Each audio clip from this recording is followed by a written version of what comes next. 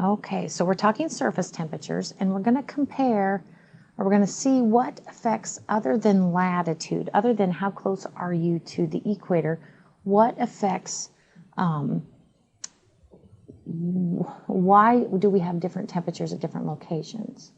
Okay, and this is going to kind of, this discussion too, we're going to kind of, we're not going to talk about the effect of air masses, the day-to-day kind of influence of air masses for many locations. But in general, we're going to see that land versus water, how your proximity to a large body of water actually can affect your general temperature. The next one, I'm going to talk about ocean currents. If you are lucky enough to be living on a coast, what is the temperature of your ocean current? That's going to make a difference. We're going to talk about altitude, and this is one, you know, that this is one of the many intuitive ones that, you know, if you go up in elevation or if you climb a mountain, it's going to get colder, and that's what you're going to see. Geographical position refers to your proximity to a mountain. Are you on the coastal side of a mountain or the non-coastal side of the mountain? And what are your prevailing winds like? A little bit. And then the last one is cloud cover. A location, we're going to see that, sad face, receives chronic cloud cover. How does that affect its general surface temperature? So, starting with a large body of water.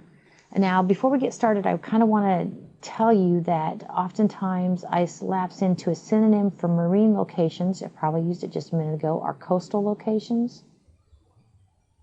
Probably makes sense to you. And continental locations, those are the ones smack dab inland. I call them inland locations sometimes. So I just kind of want to point that out in case you hear me kind of jabber about the effect of large bodies of water and use these terms. So large body of water here, Pacific Ocean, and what you're looking at is temperature information. So there's Pacific Ocean, and here's coast of California. This is in the month of May when, of course, the days are getting longer. It's past the, you know, on its way to the summer solstice, longest day of the year. But it's kind of coming out of winter time or spring, late spring.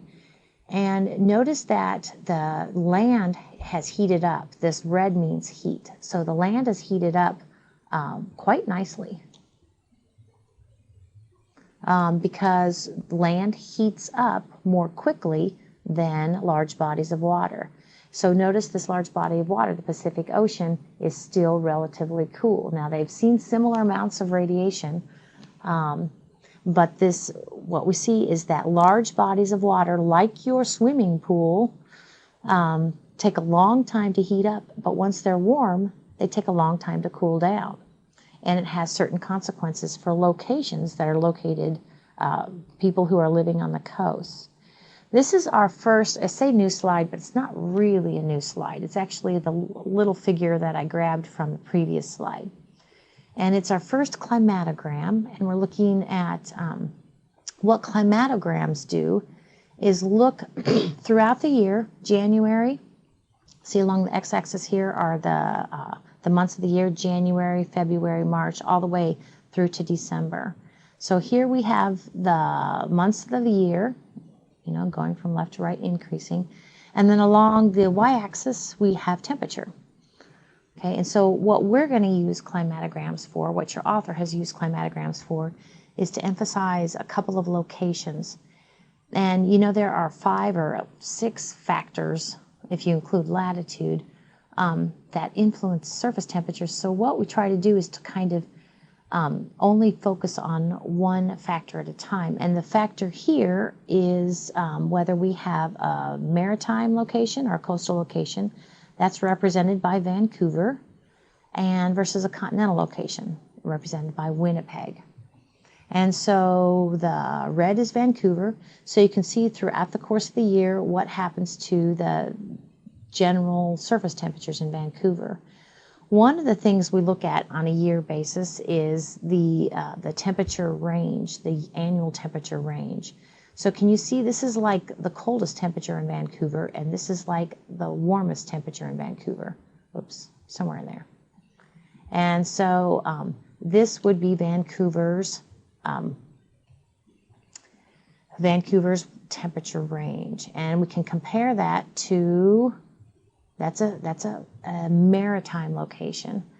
Now if we compare that to the inland or continental location of Winnipeg, this is the sort of temperature range we have going on. Okay, notice that the continental location, Winnipeg, has a greater temperature range, and that's because land soil heats up more quickly and cools down more quickly, whereas Vancouver has the moderating effect of the Pacific Ocean. So does that make sense? That's generally the trend we see in a maritime versus continental location. Well, why is water so stubborn to heat up, and why does it cool down so slowly? Well, one of the reasons is, with the large bodies of water, the oceans anyway, is we're going to see that the first 20 feet or so, so here's my ocean, here's the bottom of my ocean. The first 20 feet or so are, we have a little bit of mixing going on, and actually we'll talk more about this when we talk about the oceans. But there's kind of a constant temperature here because that liquid water is mobile and it kind of sloshes around. And so about 20 feet or so, we have kind of a constant temperature. If we compare that to soil, so this is my soil now. Of course, soil does not migrate down, so it's only via, I guess, basically kind of conduction that you have a certain, the topsoil has a certain temperature, and it's about 4 inches. That's a big difference. Okay, and with mobility comes kind of stubbornness. Okay, another thing is that the energy that lands on the surface of the water actually goes ahead and it transmits downward, in a sense, because that water is transparent. So it goes ahead and says, well, I'll keep going. I'm going to go ahead and penetrate a little bit.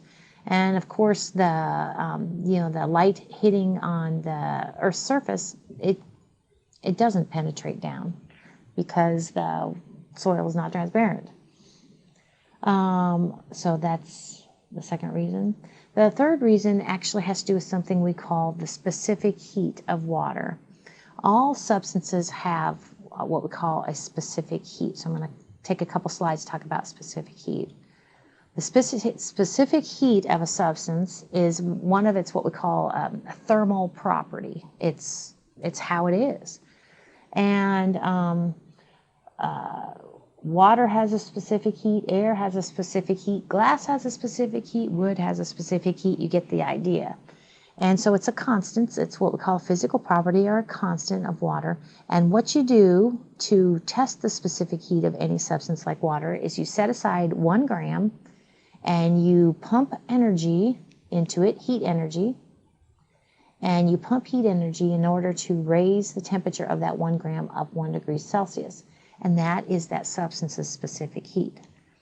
For instance, soil, or specifically sandy soil, has a relatively low specific heat. You would take 1 gram, and to 1 gram you would have to pump it with 0.800 joules of energy to bump it up 1 degree Celsius. So that's not much energy to go ahead and make that sand heat up. And I'm not sure if I mentioned this yet, but that's why, for instance, it's about 2 o'clock in the afternoon and you're headed to the lake to go ahead and go swimming. If you have to cross a sandy beach, isn't that sand hot? Well, that's because it's got a low specific heat. It hasn't taken that sand much energy to go ahead and heat up. Now, if we compare that to something that has a high specific heat, if we have one, and water is one such substance, if we set aside 1 gram of water, and we want to raise it up 1 degree Celsius, we would have to pump it with not 0.8 joules, but 4.18 joules of energy to get it to just budge 1 degree Celsius. But once it's budged up, heated up 1 degree Celsius, it then will give up that much energy, have to give up that much energy as it cools down. So it's stubborn to heat up and stubborn to cool down. So I have, just to kind of finish up that thought about specific heat, I have these two substances that we talked about the specific heat of. I have the same mass of water, 1 kilogram, and 1 kilogram of sandy soil. Now notice that the starting temperature of these two things is 10 degrees Celsius. And in this scenario, let's say that I'm going to pump them both with the same amount of energy. I'm going to pump them with amount of energy, 4,190 joules of energy. Same masses, same energy.